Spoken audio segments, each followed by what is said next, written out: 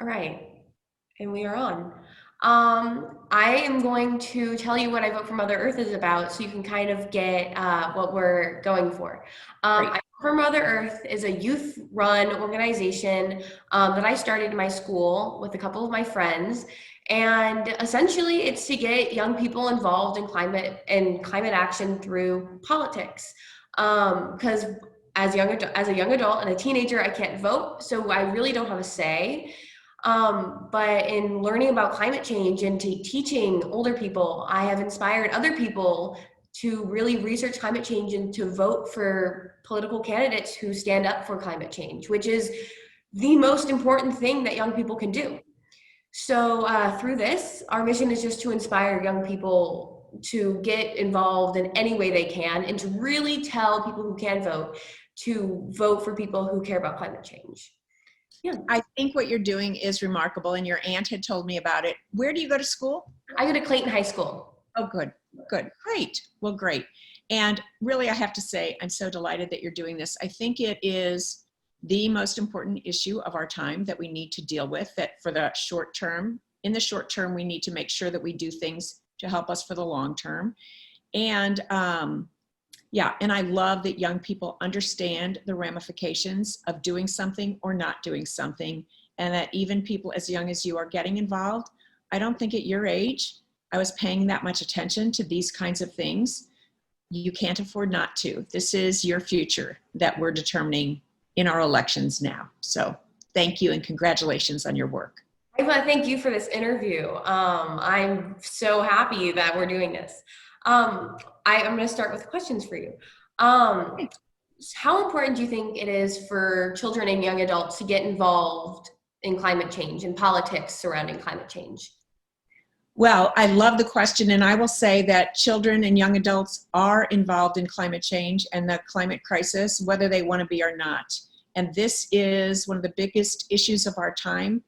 Everybody needs to step up in whatever ways they can to protect this earth, to protect the air we breathe, the water we need, and to make sure that this earth is inhabitable by all kinds of animal forms, including humans, for the long haul. We see what's going on now. This is critically important. So whether it's through being an activist, putting out information as you are, learning more about it, going to the polls and voting, or just speaking up when you meet and see people, everybody needs to do their part. Great. I just heard you talk about clean water and clean air. I know that these are things that you want to have everyone have access to. Clean water and clean air is so important. How are you going to accomplish this? Well, first of all, I want to take a step back if I can for a minute and tell you that, yeah, that this issue, you know, it's not just a matter of importance to me. This issue, I take my lead from scientists and frankly, the Joint Chiefs of Staff of the United States see this as the #1 national security issue for our country.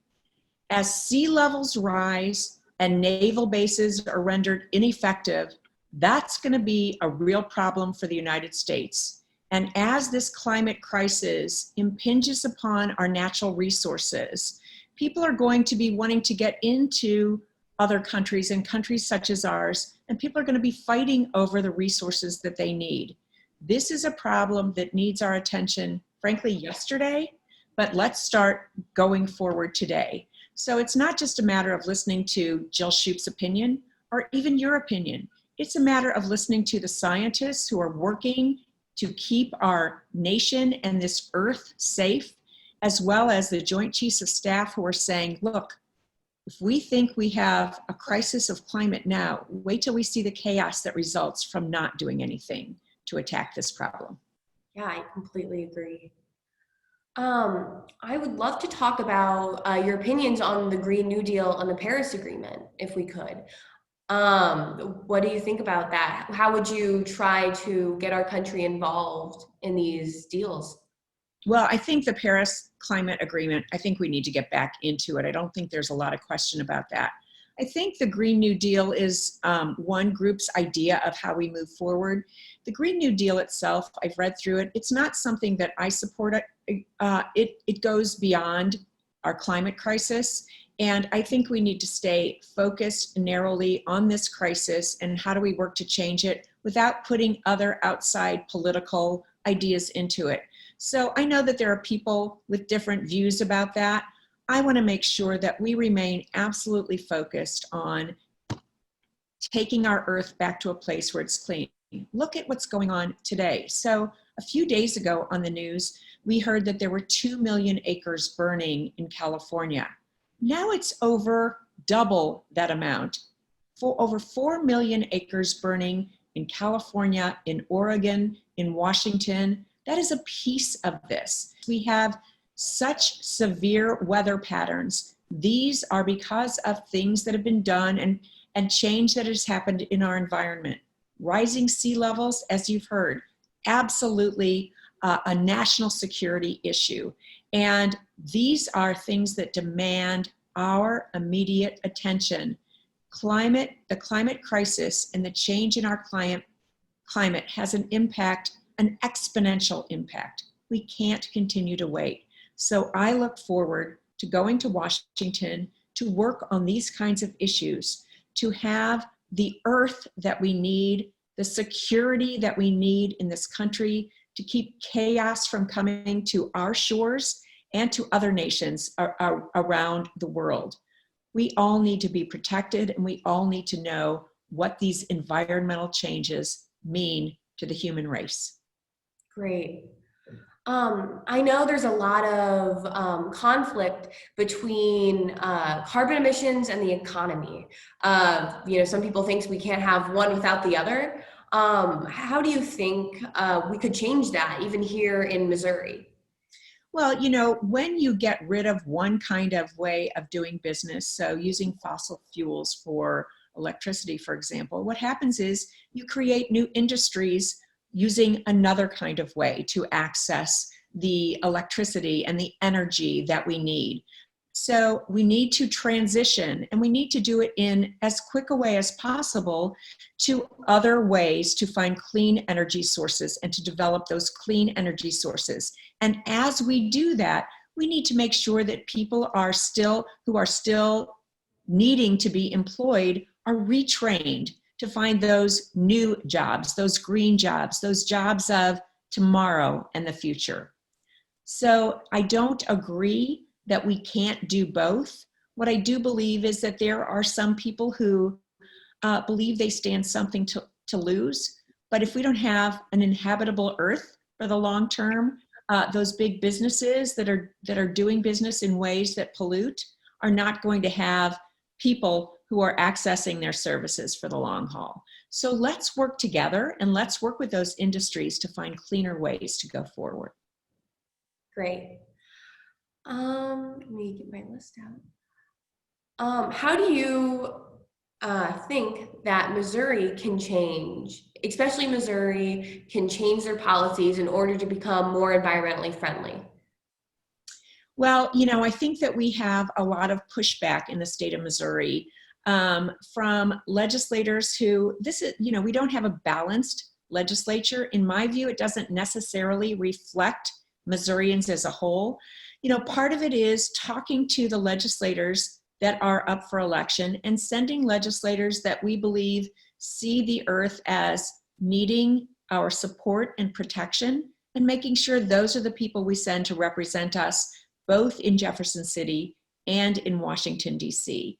We have to have real conversations about these things, and the way that we do that, quite frankly, is stepping back to something that you might not think is related, but it is. When we have gerrymandered districts, when people don't have true choices in voting for the Republican or the Democrat, for people who may have very different views on how we attack the climate crisis, people aren't given real choice. We need to make sure that even in how we draw our lines to create our districts, we're looking for fair, competitive districts so that people can make the decision about what the priority is for them. And until we get to that place, it's not going to happen in Missouri. I will tell you that we have Amendment 3 on the ballot this November 3rd. Amendment 3 undoes the protections that Missouri people put into place to put into place a nonpartisan demographer to draw Missouri's district maps. We need to keep that. To keep that, we have to vote against the legislature's Amendment 3, which was put on the November ballot. So let me be clear about that for the people who are watching so that they can educate the people who they know are voting. We already voted to make districts as not as partisan, as competitive as possible. We voted to do that as a state in 2018. Competitive districts, so voters have choices. In 2020 on the ballot will be Amendment 3, which undoes what the Missouri voters decided in 2018. Amendment 3 is a big no from my perspective, so that your voters, so that our voters have real choice when they go to the polls to vote. Great. I have one last question for you. How can children or young adults or teenagers or really anyone get involved in your campaign in climate change or in any relevant issue in order to support how they feel and their beliefs? So Alexandria, let me just say, I love what you're doing. This is such a great way to get information out to people, and to see you, a Clayton High School student, doing this kind of work, it's remarkable and it's wonderful. You know, the news is everywhere. Social media is out there in a way that I never even envisioned when I was growing up. So social media is a great way to get information out to friends and family members. But we need to be talking about these issues, whether it's on Zoom right now or at our dinner table with our immediate family members. There are also ways to get involved. There are different organizations, many of them nonprofits, that support certain issues that you might care about. So Google them, find out who they are, and see how they can use your help and support. Or work for a candidate that you believe in to help that person get his or her message out to the voters, and to be part of helping them move forward because you care about an issue. There are so many ways to get involved, and especially right now, while people are spending time at home, and it doesn't matter whether you can drive or not, you can get involved and you can help people. Usually if you're under 14, you need your parents' permission, which I think is a very good and important thing. But campaigns are looking for people just like you, who care about an issue, who care about creating the world you want to see as you grow up and as you start a family or whatever you choose to do. So be involved now, take a stand, find an issue you're passionate about, a candidate that you want to support, and make some calls, figure out how to find us, and do what you can. And you know what? This will serve you well throughout your life, because there are always going to be things that we need to stand up for. I'm glad you happen to pick what I think is one of the most important issues of our time.